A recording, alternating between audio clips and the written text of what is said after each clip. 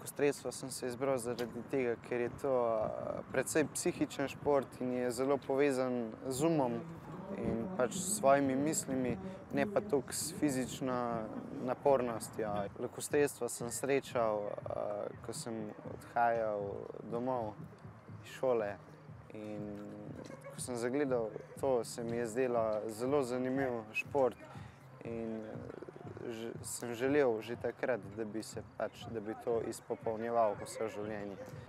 Za dober strel je pomembna psihična pripravljenost, da odmislimo vse, da si samo ti in tarča in da nas nič ne sme presenetiti med strelom, tudi vremenske razmere in strel mora biti zagotovljena in sredina mora biti zadeta.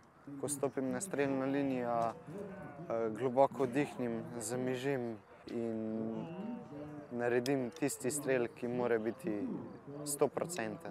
Pri velokostrelstvu je najbolj pomembna psihična pripravljenost, ne pa oprema.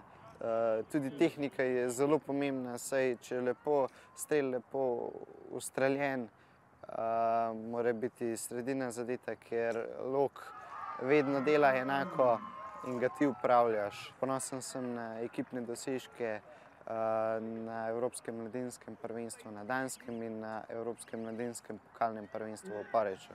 Tako tudi letos na Evropskem mladinskem prvenstvu tukaj v Ljubljani. Moje sanje so postati svetovni prvak.